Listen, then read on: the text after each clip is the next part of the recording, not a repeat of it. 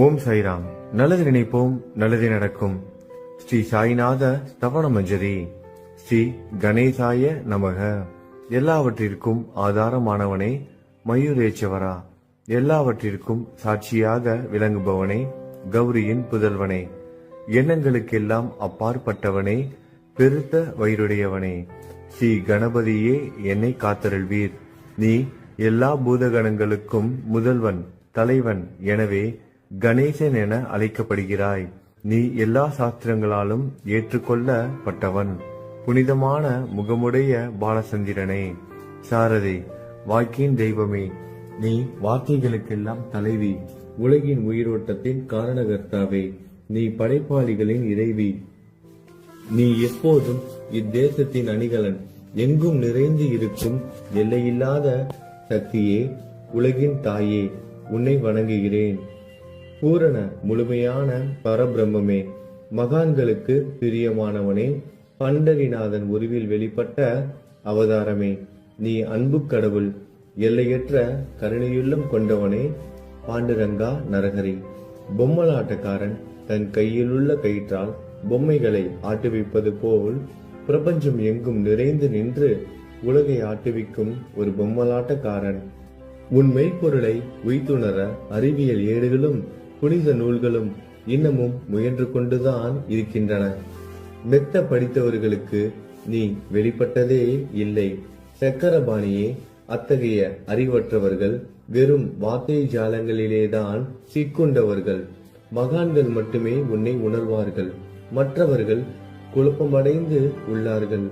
உனக்கு பக்தியோடு கூடிய சாஷ்டாங்க நமஸ்காரத்தை செய்கிறேன். 5 முகங்கள் கொண்ட சங்கரனே, மனித மண்டை ஓடுகளாலான மாலை அணிந்தவனே, நீலகண்டனே, திகம்பர ஓங்கார வடிவானவனே, பசுபதியே, எல்லா நேரங்களிலும் எவருடைய உதடுகள் உன் பெயரை உச்சரிக்கிறதோ அவர்களது உலகியல் துன்பங்கள் உடனடியாக நீங்கிவிடும். ஜடாமுடியை தரித்த சிவனே, உன் நாமத்தின் சக்தி அத்தகையது. உன் பாதங்களை வணங்கி நான் சாயு புகழை கூறும் இந்த துதியை எழுதுகிறேன். இந்த அருட்பணி முழுமையடைய எனக்கு அருள்வாயாக.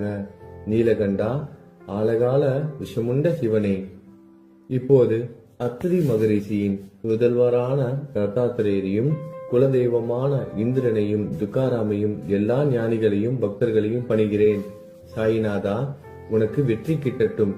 பாவிகளை கடை தேற்றும் கருணை உள்ளவரே, உங்கள் பாதங்களில் என் தலையை வைத்து இருத்தி வேண்டுகிறேன். உன் பாதுகாப்பை எனக்கு அருள்வாய்.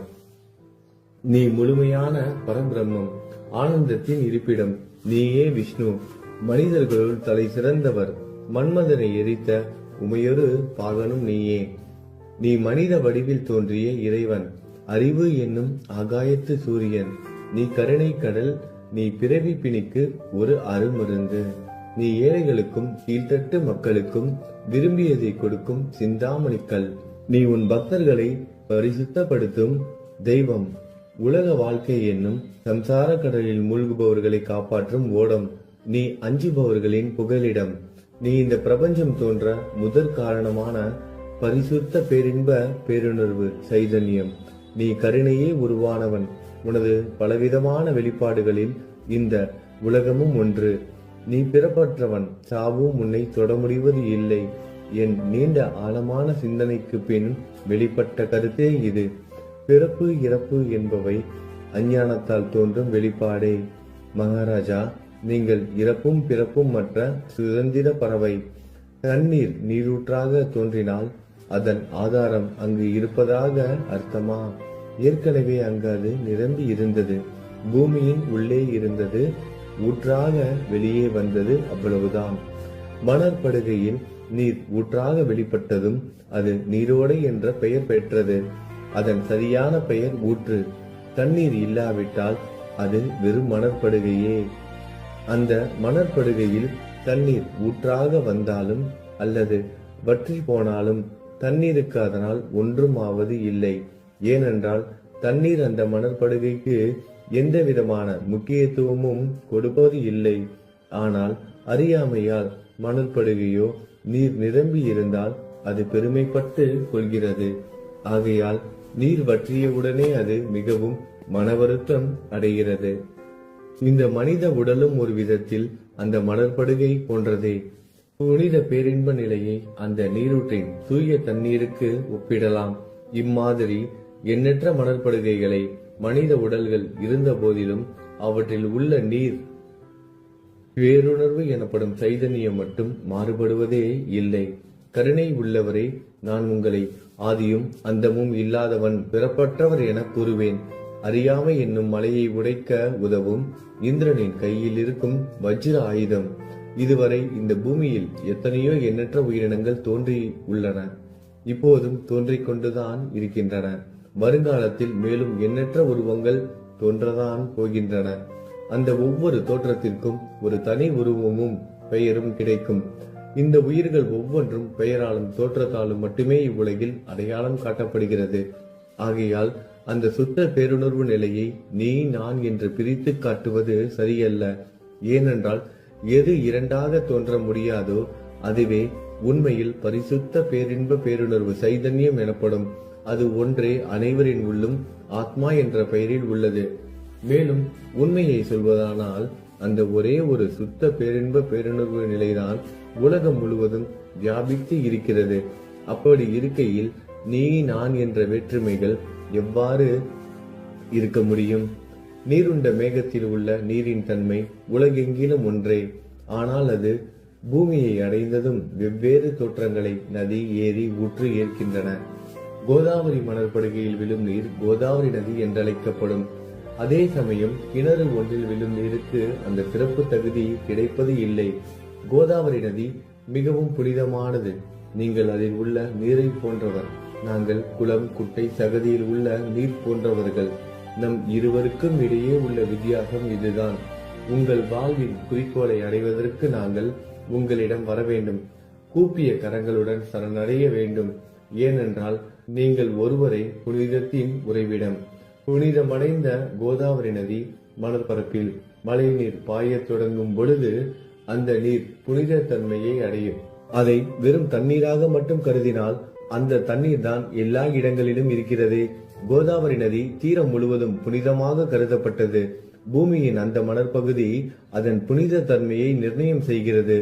தான் பழகும் மக்களின் தன்மைக்கேற்ப மக்கள் குணம் மாறுபடுகிறது. புனித ஆத்மாக்களின் சிறுகையால் அவர்களுடன் சேருபவர்களின் ஆத்மா ஒளிவிட தொடங்குகிறது. இல்லாவிட்டால் அது மாசுபட்டே இருக்கும். நீருண்ட மேகத்தில் நின்று கீழே விழுந்த நீரின் புனித தன்மையை எந்த பூமியின் பகுதி மாற்றவில்லையோ அந்த பகுதியை சாஸ்திரம் அறிந்தவர்கள் கோதாவரி என்று கூறுகிறார்கள். மற்ற பகுதியில் விழுந்த நீர் அந்த பகுதியில் உள்ள மண்ணின் குணத்தை ஏற்றுக்கொண்டது, புனித தன்மையை இழந்தது. மேகத்தில் இருந்த பொழுது பரிசுத்தமாக இருந்த நீர் அசுத்தமாகவும் கசப்பாகவும் உப்பாகவும் மாறிவிட்டது. 6 வித உட்பகைகளை அகற்றி காமம், கோபம், பேராசை, வெறுப்பு, அகங்காரம், பொறாமை புனித உடலெடுத்து வந்த குருதேவா தங்களை புனித மகான் என்று அழைப்பதே சால பொருந்தும். ஆகவே நீங்களே புனித கோதாவரி. நீங்கள் கூடம் போடப்பட்டதாலேயேதான் நான் உங்களை புனித கோதாவரியாக உருவகம் செய்கிறேன். இயங்கும் அத்தனை படைப்புகளிலும் நீங்கள் சிறப்புற முதன்மை பெறுகிறீர்கள். பிரம்மா உயிர்களை படைக்க ஆரம்பித்ததிலிருந்தே உலகம் தோன்றியது முதல் கோதாவரி நதி இருக்கிறது.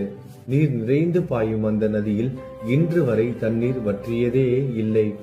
ராவணனின் எதிரியான ராமர் கோதாவரி நதியின் கரைக்கு வந்தபோது ஓடிக்கொண்டிருந்த தண்ணீர் இன்று வரை அதே இடத்தில் எப்படி இருக்க முடியும் என்று சற்றே யோசித்து பாருங்கள்.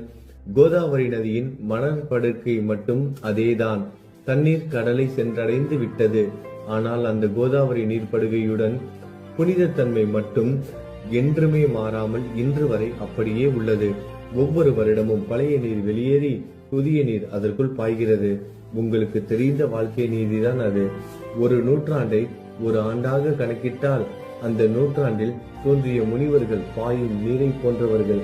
அவர்களில் மிகப்பெரிய மகான்கள் அந்த நீரில் தோன்றும் அலைகள் போன்றவர்கள். இந்த புனித கோதாவரி நதியில் முந்தைய நூற்றாண்டுகளில் சனாதர், சனதர், சனந்தனர் போன்ற மகான்கள் வெள்ளமாக தோன்றினார்கள். பிறகு நாரதர், தும்ரு, துருவன், பிரகலாதன், மகாபலி சக்கரவர்த்தி, சபரி, அங்கதன், வாயுகுமாரனான அனுமான், விதுரர், கோபர்களும் கோபியர்களும் வெள்ளமாக தோன்றினர். இவ்வாறு இன்று வரை கடந்த நூற்றாண்டுகள் ஒவ்வொன்றிலும் ஒன்றன் பின் ஒன்றாக மகான்களாகிய வெள்ளம் தோன்றியது. அவற்றை எல்லாம் என்னால் ஞாபகப்படுத்தி கூற முடியவில்லை. சாய்நாதா, இந்த நூற்றாண்டில் 19ஆம் நூற்றாண்டு புனித கோதாவரி நதியில் சந்தேகத்திற்கு இடமில்லாமல் நீங்கள் வெள்ளமாக பாய்ந்தீர்கள். எனவே உமது தெய்வீகமான பாதங்களை வணங்குகிறேன் மகாராஜா. நான் செய்யும் தவறுகளை உங்கள் கவனத்தில் வைத்துக் கொள்ள வேண்டாம் என மன்றாடி கேட்டுக்கொள்கிறேன். நான் ஒரு எளியவன், அறியாதவன், தீய குணங்கள் கொண்ட மிகப்பெரிய பாவி. என்னை புறம் தள்ளி விடாதீர்கள், கைவிட்டு விடாதீர்கள். மட்டமான உலோகத்தையும் தங்கமாக மாற்றும் சக்தி கொண்ட ரசவாதக்கல் இரும்பினுடைய இயற்கையான தன்மைகளை பொருட்படுத்துவது இல்லை. கோதாவரி நதி தன்னுள் கலக்கும் சிறு ஓடைகளை திருப்பி அனுப்புவது இல்லை. அநேக தீய குணங்களை என்னுள் கொண்டவன் நான்.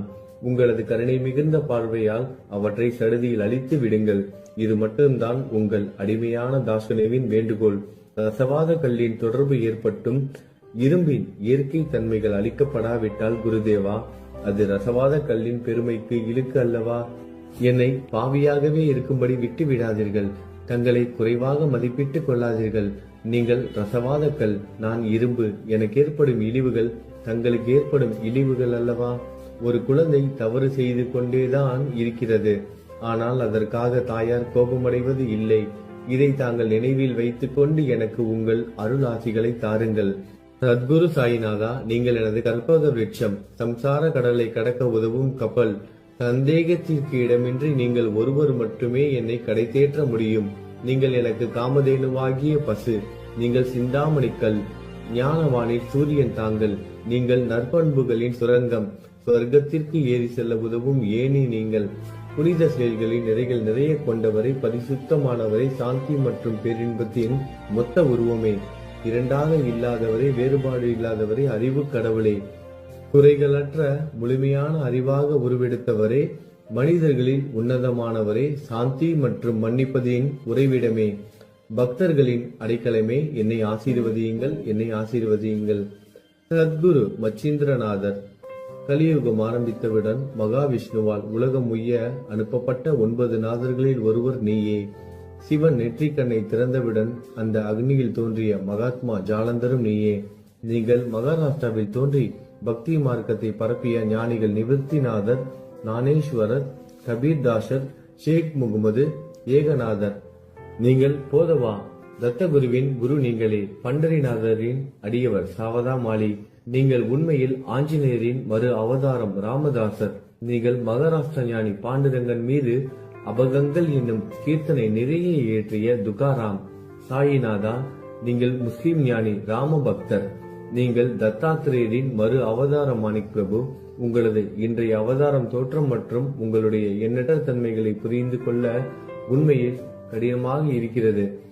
உங்களது ஜாதி குலம் பற்றிய எதையும் நீங்கள் எவருக்கும் வெளிப்படுத்தியது இல்லை. சிலர் உங்களை முஸ்லிம் என்கிறார்கள், சிலர் உங்களை பிராமணர் என்கிறார்கள். கிருஷ்ணரை போன்று எண்ணற்ற தெய்வீக லீலைகளை செய்வதெல்லாம் உங்களுக்கு ஒரு விளையாட்டு. ஸ்ரீ கிருஷ்ண பரமாத்மாவை பார்த்து உயிர்த்துணர்ந்த பல்வேறு மக்கள் பலவிதமான பெயர்களிட்டு அவரை அழைத்தனர். சிலர் அவரை யது குலத்தின் அணிகலன் என்றார்கள். சிலர் அவரை மாடுகள் மேய்க்கும் இடையன் என்றனர். யசோதை அவரை பச்சிலம் குழந்தை என்றாள். கிருஷ்ணனின் மாமனாகிய கம்சன் அவரை மகா காலன், உயிரை குடிக்கும் யமன் என்றான். அர்ஜுனன் அவரை எங்கும் நீக்கமர நிறைந்துள்ளவர் என்றான். அவ்வாறே குருநாதா, ஒவ்வொரு மனிதனின் மனநிலைக்கு ஏற்ப, அவரவர் எண்ணங்களுக்கு ஏற்ப உங்களுக்கு பெயர்களை சூட்டினார்கள். மசூதி நீங்கள் வாழும் இருப்பிடம். உங்கள் காதுகள் குத்தப்படவில்லை. இந்து மத வழக்கப்படி காதுகள் குத்தப்பட வேண்டும். பாத்தியா ஓதுவதை பார்த்து நீங்கள் முஸ்லிம் என்று கூறுவது பொருத்தமானதே. கருணாமூர்த்தியே, அதேபோல் நீங்கள் அக்னியை வழிபடுவதை பார்த்து நீங்கள் ஒரு இந்து என்று முடிவு செய்யப்பட்டது. இந்த வெளிப்புற வித்தியாசங்களை வீண் விவாதம் செய்யும் எண்ணம் கொண்டவர்களே விரும்புவார்கள். உண்மையான ஞானத்தில் ஆர்வம் கொண்டவர்கள் இந்த வெளிப்புற வேறுபாடுகளுக்கு முக்கியத்துவம் தரமாட்டார்கள். நீங்கள் பிரம்மத்தின் நிலையில் இருக்கிறீர்கள். ஜாதி குலம் போன்றவை உங்களுக்கு முக்கியமில்லை. நீங்கள் எல்லோருக்கும் மேலான உயர்ந்த குருவாகவும் இந்த பிரபஞ்சத்தை படைத்தவராகவும் இருக்கிறீர்கள். முஸ்லிம் இந்துக்களுக்கிடையே பகைமை உணர்வு ஏற்பட்டதால் அவர்களுக்கிடையே இணக்கமான உறவையும் ஒற்றுமையையும் ஏற்படுத்துவதற்காகவே நீங்கள் மசூதியில் அமர்ந்து அக்னி வழிபாட்டை நடத்தி உங்கள் லீலைகளை பக்தர்களுக்கு காட்டினீர்கள். நீங்கள் ஜாதி மதங்களுக்கு அப்பாற்பட்டவர். நீங்கள் பிரம்மமே, உண்மையில் அதுவே நீங்கள் உண்மையில் எண்ணங்களுக்கும் அப்பாற்பட்டவர். உங்களை பற்றிய வாத பிரதிவாதங்கள், ஊகங்கள், ஆதாரம் இல்லாத கருத்துக்கள் நடமாடும் இடத்தில் என் வார்த்தைகளுக்கு முக்கியத்துவம் எப்படி கிடைக்கும்? ஆனால் உங்களை பார்க்கும் பொழுது என்னால் மௌனமாக இருக்க முடியவில்லை. வார்த்தைகளால் போற்றுதலே உலக வழக்கில் உள்ள ஒரே வழக்கம். ஆகையினால் உங்கள் அருளாசியுடன் வார்த்தைகளால் எப்படியெல்லாம் போற்ற முடியுமோ அவ்வண்ணமே போற்றி புகழ்கிறேன். கடவுளின் நிலையை விட மகான்களின் நிலை வேறுபட்டு மிக உயர்ந்ததாகவும் இருக்கும். மகான்களின் அருகில் நான், எனது போன்ற எண்ணங்களுக்கு இடமே இல்லை. கடவுளை வெறுத்ததால் இரணியகசிபுவும் ராவணனும் கொல்லப்பட்டனர். மகான்கள் கைகளால் இத்தகைய துசம்பவங்கள் ஏற்பட்டதே இல்லை. அரசன் கோபிசந்தன் முனிவர் ஜாலந்தரை சாணக்குவியலுக்குள் புதைத்தான். ஆனால் அந்த நிலையிலும் அரசரின் அந்த செயலுக்காக அந்த முனிவர் வருத்தப்படவே இல்லை. அரசரின் அந்த செயலுக்கு நேர்மாறாக அந்த அரசனை சம்சார சூழலிலிருந்து விடுவித்து அவனை முக்தியடைய செய்தார். மகான்களின் சக்தி இப்படிப்பட்டதே. அவற்றை விவரித்து கூற முடியாது. மகான்கள் சூரியனை போன்றவர்கள். அவர்கள் கருணை ஒளிவிட்டு பிரகாசிக்க கூடியது. மகான்கள் சந்திரனை போல் இதயத்திற்கு ஆறுதல் கொடுப்பவர்கள். சந்திரனின் மென்மையான ஒளிக்கதிர்கள் போல் அவர்களது அருள் ஒளி வீசும். மகான்கள் இதமளிக்கும் கஸ்தூரி போன்றவர்கள். அவர்கள் அருள் அதன் நறுமணம் போன்றது. மகான்கள் சாறு நிரம்பிய கரும்பு போன்றவர்கள். அவர்களின் அருள் அந்த கரும்பு சாற்றினை போல் இனிப்பானது. நிச்சயமாக மகான்கள் நல்லவர்களிடமும் தீயவர்களிடமும் ஒரே விதமாக நடந்து கொள்கின்றனர். அதற்கும் மேலாக பாவிகளிடம் அவர்கள் காட்டும் அன்பு அளவிட முடியாதது. கோதாவரி நதியில் அழுக்கடைந்த துணிகளை சுத்தம் செய்யப்பட வேண்டி வருகின்றன. சுத்தமான துணிகள் கோதாவரி நதியில் நின்று வெகு தூரத்தில் பெட்டியிலேயே தங்கிவிடுகின்றன. பெட்டியில் வைக்கப்பட்டிருந்த அந்த துணியும் ஒரே ஒரு முறை கோதாவரி மணற்படுகைக்கு நன்றாக துவைப்பதற்காக வந்ததுதான். இந்த ஊமையில் பெட்டிதான் வைகுண்டம், நீங்களே கோதாவரி. கோதாவரி நதிக்கரையே நம்பிக்கை. எல்லா உயிரினங்களும் துணிகள். 6 விதமான மன விகாரங்களே அவற்றை பற்றியுள்ள அழுக்கு. அவை காமம், கோபம், கஞ்சுத்தனம், மதம், பொறாமை, மோகம் என்பவையே. தங்கள் பாதார விந்தங்களை வணங்குவதை கோதாவரியில் செய்யப்படும் புனித குளியல் எல்லா பாவங்களையும் மன அழுக்குகள் போக்கி சமத்தரே எங்களை சுத்தப்படுத்தும். சம்சார வாழ்க்கையில் உழலும் மக்களாகிய நாங்கள் மேலும் மேலும் பாவம் செய்கிறவர்களாக இருக்கிறோம். எனவே மகான்களின் தரிசனம் பெறுவதற்கு நாங்கள் தகுதியுடையவர்கள் ஆகிறோம். கோதாவரி நதியில் தண்ணீர் நிரம்பி உள்ளது. படித்துறையில் துவைப்பதற்காக துணிகள் வருகின்றன. அவை துவைக்கப்பட்டு சுத்தப்படுத்தப்படாவிட்டால் அது கோதாவரி நதிக்கல்லவா இழுக்கை தேடி தரும். நீங்கள் அடர்ந்த இலைகளுடன் கூடிய நிழலையும் குளிர்ச்சியையும் தரும் மரம். உண்மையில் நாங்கள் வழிபோக்கர்கள். எங்களை 3 வித துக்கங்கள், இயற்கை இடர்பாடுகளால் வரும் துன்பங்கள், நமது உடலுக்கு வரும் நோய் நொடிகள், அஞ்ஞானத்தால் நிரம்பிவிடும் பாவ மூட்டை எனப்படுவையில் சுட்டரிக்கின்றன. கருணாமூர்த்தியே, அந்த சுட்டரிக்கும் 3 வித தாபங்களின் வெப்பத்திலிருந்து எங்களை காப்பாற்றும். தங்கள் அன்பு மிகுந்த கருணை என்னும் குளிர் நிழல் இந்த சம்சாரம் என்னும் வாழ்க்கை கடலை கடக்க உதவும் தன்மை கொண்டது. மரத்தின் அடியில் அமர்ந்தும் ஒருவன் சூரியனின் சுட்டரிக்கும் வெப்பத்தை உணர்ந்தால் அந்த மரத்தை நிழல் தரும் மரம் என்று கூற முடியுமா? பாருங்கள், உங்கள் அருளின்றி இந்த உலகில் நல்லது என்பது ஏற்படுவது இல்லை. எனவே தர்மத்தை நிலைநிறுத்துவதற்காக சேஷசாயி பாம்பு படுக்கையில் இருப்பவனே அர்ஜுனனுக்கு நண்பனாக, வழிகாட்டியாக மற்றும் ஆன்மீகவாதியாக மாறினார். சுக்ரீவனின் அன்பினாலேயே விபீடனன் அரசன் ராமனின் நட்பை பெற்றான். ஸ்ரீ ஹரியும் மகான்கள் மூலமாகத்தான் பெருமை பெற்றார். பிரம்மம் உருவமற்றது. எனவே வேதங்களால் அதை வர்ணிக்க முடியவில்லை. பூமியில் அதை மனித உருவில் தோன்ற வைத்து மகான்கள் அதன் உருவமற்ற தன்மையை மாற்றினர். தாமாஜி என்ற பக்தருக்காக பாண்டுரங்கனை ஒரு தாழ்த்தப்பட்ட குலத்தில் பிறக்க வைத்தார். சோகமேளா என்ற பக்தருக்காக உலகின் தெய்வமாகிய இறைவனை இறந்த எருமைகளின் உயிரற்ற உடல்களை எடுக்க வைத்தார். மகான்களின் பெருமையை உணர்ந்த இறைவன் தண்ணீர் சுமந்து உழைத்தார். உண்மையில் மகான்கள் எல்லாவற்றையும் தாங்கும் சக்தியும் சச்சிதானந்த பிரபுவும் ஆகிய இறைவனின் எஜமானர்களே. இதற்கு மேலும் சொல்வதற்கு ஏதும் இல்லை. நீங்களே என் தாயும் தந்தையும். ஷீரடி கிராமத்தில் வசிக்கும் சத்குரு சாயிநாதா பாபா உங்கள் லீலைகளை எவர் ஒருவராலும் உண்மையிலேயே முழுமையாக புரிந்து கொள்ள முடியாது என்கிற போது சாதாரண மனிதனாகிய நான் எவ்வாறு அவற்றை விளக்க முடியும் என்று கூறுங்கள். எல்லா உயிரினங்களையும் காப்பாற்ற நீங்கள் ஷீரடிக்கு வந்திருக்கிறீர்கள். மண் அகல் விளக்குகளில் வெறும் தண்ணீரை ஊற்றி அவற்றை எரிய வைத்தீர்கள். மிக குறுகிய மரப்பலகையை கொஞ்சம் ஊஞ்சல் படுக்கையாக்கி உங்கள் யோக சக்தியை உங்கள் பக்தர்களுக்கு காட்டினீர்கள். அநேக பெண்களின் மலட்டுத்தன்மையை முழுவதுமாக நீக்கினீர்கள். உதியின் மூலம் அநேக பேரின் வியாதிகளை குணமடைய செய்தீர்கள். இவ்வுலக சம்பந்தமான துன்பங்களை நீக்குவது உங்களுக்கு ஒரு பொருட்டே அல்ல. யானை ஒன்று எறும்பை சுமையாக கருதுமா? குருராயா, இப்பொழுது இந்த எளியவன் பால் கருணை காட்டுங்கள். உங்கள் பாதங்களில் சரணடைந்து விட்டேன். என்னை திருப்பி அனுப்பி புறம் தள்ளி விடாதீர்கள். மகாராஜ், நீங்கள் அரசர்களுக்கெல்லாம் அரசன். நீங்கள் குபேரனை விட செல்வம் அடைந்தவர். நிச்சயமாக தன்னிகரற்ற வைத்தியர்.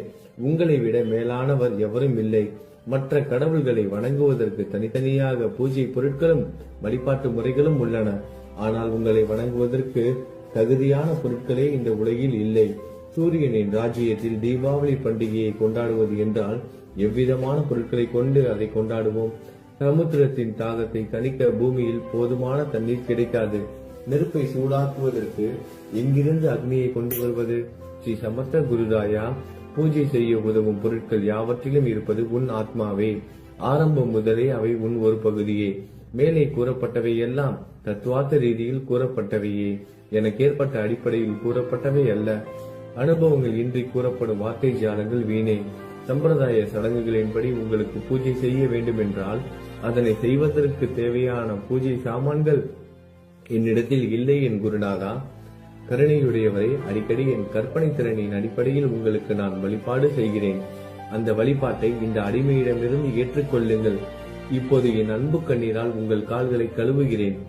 உண்மையான பக்தி என்னும் சந்தனத்தை அரைத்து தாந்தாக்கி உமக்கு இடுகிறேன். அழகிய வார்த்தைகளால் எழுதப்பட்ட இந்த துதி என்னும் கம்னியை உமக்கு அணிவிக்கிறேன். இந்த புகழ் மாலையை உங்கள் கழுத்தை சுற்றி அணிவிக்கிறேன். என் கெட்ட குணங்களை தூபமாக்கி உமக்கு முன் எரிய விடுகிறேன். தீய குணங்களின் கூட்டு பொருளே ஆனாலும் அது எரியும் போது அதிலிருந்து தீய வாசனை எழுவது இல்லை. சத்குருவுக்கு முன்பு இல்லாமல் வேறு எங்காவது இந்த தூபம் எரிய விடப்பட்டால் அங்கெல்லாம் அந்த தூபத்தின் நிலை கீழே கொடுத்த மாதிரி ஆகும். அதாவது சாம்பிராணியை நெருப்பில் போட்டவுடன் அது பொசுங்கி அதில் உள்ள நல்ல மனம் என்ற நற்குணம் அதை விட்டு மறைந்து போகிறது. சத்குருவே, உமக்கு முன் அதை எரிய விட்டால் இதற்கு மாறாக நிகழ்கிறது. தீய தன்மைகள், அழுக்குகள் அக்னியில் எரிந்து விடுகின்றன. உலகம் பார்த்து சந்தோஷப்படும் வகையில் அதன் நற்குணம் அதிலேயே தங்கிவிடும். மனதில் உள்ள தீய குணங்கள் யாவும் எரிந்த பிறகு மனம் மாசற்றதாகிறது. கங்கையில் உள்ள மாசுக்கள் நீங்கியவுடன் கங்கை புனிதமடைகிறது. மாயை, மோகம் என்ற தீபத்தை உமக்கு ஏற்றி காட்டுகிறேன். அதன் மூலம் என் மனம் வைராக்கியத்தை அடைய அருள் செய்வீராக. குருராயா, பரிசுத்தமான நம்பிக்கை என்ற சிம்மாசனத்தை நீங்கள் என்னுள் அமர்வதற்கு ஆசனமாக உமக்கு தருகிறேன். அதை பெற்றுக்கொண்டு எனது பக்தி என்ற நைவேத்தியத்தை ஏற்றுக்கொள்ளுங்கள். பக்தி என்ற நைவேத்தியத்தை ஏற்றுக்கொண்டு அதன் சாரத்தை எனக்கு கொடுப்பீராக. ஏனெனில் நான் உமது பால்குடி மாறாத பச்சிலம் குழந்தை. உங்கள் அருட்பாலில் எனக்கு உரிமை உண்டு. எனது மனதையே உமக்கு தட்சணையாக கொடுக்கிறேன். ஆகையால் நான் செய்யும் காரியங்கள் யாவற்றிலும் நான் செய்பவன் என்று உரிமை கொண்டாட முடியாது. ஏனென்றால் நினைக்கும் மனதை தான் உமக்கு அர்ப்பணித்து விட்டேனே. இப்பொழுது பணிவுடன் கூடிய பிரார்த்தனையோடு உங்களை சாஷ்டாங்கமாக நமஸ்காரம் செய்கிறேன். தெய்வீக சாயிநாதா, தயவு செய்து நீங்கள் அதை ஏற்றுக்கொள்ளுங்கள். 8 பிரார்த்தனைகள். சாயிநாதா, சாந்தமான மனமுடையவரே, அறிவின் சிகரமே, அன்புள்ளம் கொண்டவரே, கருணை கடலே, உண்மையின் உறைவிடமே, மாயை என்னும் இருளை அகற்றுபவரே, ஜாதி மதங்களுக்கு அப்பாற்பட்ட துறவியே, எங்களின் புரிந்து கொள்ளும் திறமைக்கும் அப்பாற்பட்டவரே, அன்பின் இருப்பிடமே, ஷீரடி நாதா, என்னை காப்பாற்றும் ஞான சூரியனே, ஞானத்தை அளிப்பவரே, எல்லாவித நல்ல செயல்களையும் செய்பவரே, பக்தர்களின் மனங்களில் ஒளிரும் பரமஹம்சரே, எங்களை சரணடைந்தவர்களை காப்பவரே, படைக்கும் தொழில் புரியும் பிரம்மாவே நீங்கள், காக்கும் கடவுள் விஷ்ணுவே நீங்கள், 3 உலகங்களையும், பூவுலகம், சொர்க்கம், நரகம், கடைசியில் லயமடைய செய்யும் ருத்திரனும் சிவனும் நீங்களே. நீங்கள் இல்லாத இடமே இந்த பூமியில் ஏது? எல்லாம் அறிந்த இறைவன் நீங்கள். எங்கள் அனைவரின் இதயங்களிலும் வசிப்பவரும் நீங்களே. எனது எல்லா குற்றங்களையும் மன்னிக்க வேண்டும் என வேண்டி கேட்டுக்கொள்கிறேன். அலை அலைகளாக வரும் சந்தேகங்களையும் மனமயக்கங்களையும் போக்குவீராகுக. நீங்கள் பசு, நான் புதிதாக பிறந்த இளம் கன்று. நீங்கள் சந்திரன், நான் சந்திர காந்தக்கல். தங்கள் பாதங்கள் கங்கை நதி, புண்ணியத்தை தருவதால் பணிவுடன் இந்த அடிமை உங்களுக்கு தலை வணங்குகிறேன். உங்கள் கைகளை என் தலை மீது வைத்து ஆசி கூறுங்கள். கவலைகளும் துன்பங்களும் பறந்தோடட்டும். நான் உங்கள் அடிமை. இந்த 8 துதிகளையும் கூறி நான் உங்களை சாஷ்டாங்கமாக நமஸ்கரிக்கிறேன். எனது பாவங்கள், துயரங்கள், ஏழ்மை யாவும் உடனடியாக விலகட்டும். நீங்கள் பசு, நான் கன்று குட்டி. நீங்கள் தாய், நான் உங்கள் குழந்தை. என் மீது கடுமை காட்டாதீர்கள். நீங்கள் மேற்கு தொடர்ச்சி மலைப்பகுதி மலையகிரியில் உள்ள சந்தனம், நான் முள் அடர்ந்த புதர். நீங்கள் புனிதமான கோதாவரி நீர், நானோ பெரும் பாவி. குருநாதா, உங்கள் தரிசனம் கிடைத்த பிறகும் என்னிடம் உள்ள கெட்ட குணங்கள் என்ற அழுக்கு என் மனதிலேயே தங்கி இருக்குமானால் உங்களை சந்தனம் என்று யார் கூறுவார்கள்? கஸ்தூரியின் அருகாமையில் உள்ள மண்ணும் உயர்வாக போற்றப்படுகிறது. மலரின் தொடர்பினால் தானே அதன் நாரும் தலையில் உயர்ந்த இடத்தை பிடிக்கிறது. மலரால் மனம் பெற்ற நாற்போல் மகான்களும் அப்படிப்பட்டவர்களே. அவர்களுடன் தொடர்புடைய எந்த பொருளும் மிகவும் உயர்வாக மதிக்கப்படுகிறது. சிவபெருமான் விபூதி, லங்கோடு, நந்தி ஆகியவற்றை ஏற்றுக்கொண்டதால் 8 திக்குகளிலும் அந்த பொருட்கள் புகழப் பெறுகின்றன. இடையர்களை மகிழ்விப்பதற்காக யமுனை நதிக்கரையில் உள்ள பிருந்தாவனத்தில் உலகிற்கெல்லாம் இறைவன் தகிகாலா உரியடி விளையாட்டு என்ற விளையாட்டை விளையாடினான். அதுவும் அறிவுடையோர் மத்தியில் ஏற்றுக்கொள்ளப்பட்டது. ஆகவே நான் பாவியான போதிலும் உங்கள் சேவையில் ஈடுபட்டு உள்ளேன். குருநாதரே, என் நிலைமையை பற்றி உம்மனதில் எண்ணி பாரும். குருநாதா, லௌகீக உலகிலோ அல்லது ஆன்மீக வழியிலோ எந்த விஷயங்கள் எல்லாம் எனக்கு சந்தோஷத்தை கொடுக்கும் என என் மனம் சந்தேகம் இல்லாமல் நம்புகிறதோ அவற்றை எல்லாம் நீங்கள் எனக்கு அளித்தள்ள வேண்டும். உமது கருணையால் இந்த மாதிரி செய்துவிடும். எனது மனதை அடக்கி விடுங்கள். சமுத்திரங்கள் எல்லாம் தித்திப்பாக மாறினால் பிறகு அவை உப்பு கரிக்குமே என்ற பயம் தோன்றாதே. சமுத்திரத்தை தித்திப்பாக்கும் சக்தி உங்களுக்கு உண்டு. ஆகையால் தான் எனது இந்த வேண்டுகோள். தயவு செய்து இந்த வேண்டுகோளை நிறைவேற்றும். என்னிடம் என்னென்ன குறைகள் உண்டோ அவை அனைத்தும் உங்களுடையதே. ஆத்ம ஞானம் பெற்றவர்களில் முதலிடத்தில் உள்ள உங்களிடம் குறை என்பதை பொருந்தாதே. இப்போது இதற்கு மேலும் நான் ஏன் அதிகம் பேச வேண்டும்? நீங்கள் தான் எனது ஒரே அடைக்கலம். தாயின் இடுப்பில் உள்ள குழந்தை இயல்பாகவே பயமற்று இருக்கும். மகாராஜ், இந்த துதியை எவரவர்கள் அன்புடன் படிக்கிறார்களோ அவர்கள் ஒவ்வொருவரின் ஆசைகளை தயவு செய்து நிறைவேற்றும். இந்த துதியை படிப்பவர்களின் 3 வித தாபங்களையும், இயற்கை இடர்பாடுகளில் வரும் துன்பங்கள், நமது உடலுக்கு வரும் நோய் நொடிகள், அஞ்ஞானத்தால் நிரம்பிவிடும் பாவம் மூட்டை 1 ஆண்டிற்குள் விலகிவிடும் என்பதை இந்த துதிக்கு உங்களது ஆசையாக என்றென்றும் நிரந்தரமாக இருக்கட்டும். குளித்து முடித்துவிட்டு மனதில் முழுமையான நம்பிக்கையுடன் தொடர்ந்து இந்த துதியை பாராயணம் செய்ய வேண்டும். அப்படி முடியாவிட்டால் வாரம் வாரம் வியாழன் தோறும் சத்குருவை வணங்கி அவர் உருவை தியானம் செய்து கொண்டு இந்த துதியை பாராயணம் செய்யுங்கள். இதுவும் கூட முடியாவிட்டால் மாதம் மாதம் வரும் 2 ஏகாதசி தினங்களில் இந்த துதியை பாராயணம் செய்யுங்கள். இது ஏற்படுத்தும் விளைவுகளை பார்த்து அதிசயப்படுவீர்கள். குருமூர்த்தியான சாயிநாதர் இந்த துதியை பாராயணம் செய்பவர்களுக்கு இவ்வுலகியல் ஆசைகளை முழுமையாக உடனடியாக நிறைவேற்றுவார். இந்த துதியை திரும்ப திரும்ப பாராயணம் செய்வதால் முட்டாள்கள் கூர்மையான புத்தியை அடைவார்கள். யாராவது வாழ்நாளாவது குறைவானதாக இருப்பின் இந்த துதியை அவர்கள் படிப்பதால் 100 ஆண்டு காலம் வாழ்வார்கள். இந்த துதியை தொடர்ந்து பாராயணம் செய்து வந்தால், செல்வம் குறைவாக இருந்தால், ஏழையாக இருந்தால், செல்வத்தின் அதிபதி குபேரன் அவர்கள் வீட்டிற்கு வந்து தங்கி அவர்களுக்கு ஏவல் புரிவான். இது சத்தியம், இது சத்தியம், இது சத்தியம் என 3 முறை கூறுகிறேன். குழந்தை செல்வம் இல்லாதவர்கள் இந்த துதியை தொடர்ந்து படித்து வந்தால் குழந்தை செல்வம் பெறுவர். இந்த துதியை படிப்பவர்களின் வியாதிகள் எல்லா பக்கங்களிலும் பறந்தோடிவிடும். வியாதியை நின்று குணம் கிடைக்கும். இந்த துதியை திரும்ப திரும்ப படிப்பதால் பயம் மற்றும் கவலை மறைந்து போகும்.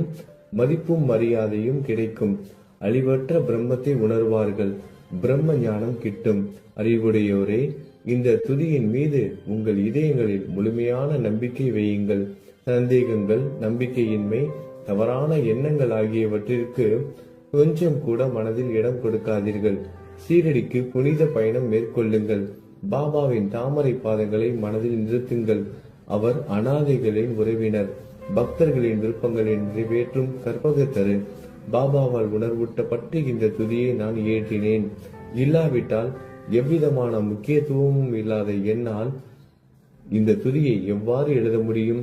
சக ஆண்டு 1840, ஆங்கில ஆண்டு 1918 புரட்டாசி மாதம் வளர்பிறையில் விநாயகர் சதுர்த்தி என்று திங்கட்கிழமை 2வது யாமத்தில் சூரிய உதயத்திற்கு முன் இந்த பாமாலை நிறைவு செய்யப்பட்டது.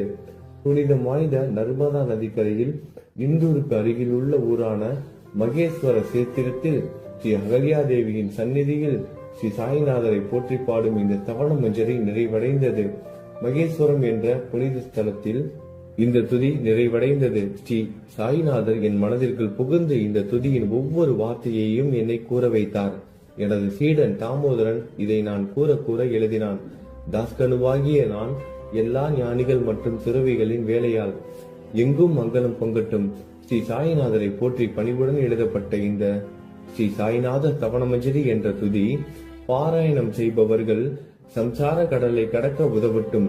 இது ஸ்ரீ பாண்டுரங்கனுக்கு தாஸ்கனுவின் நம்பிக்கை மற்றும் பணிவோடும் கூடிய பிரார்த்தனை. ஓம் சாய்ராம். நல்லதே நடக்கட்டும். ஓம் சாய்ராம். மங்களம் சுபமங்கலம்.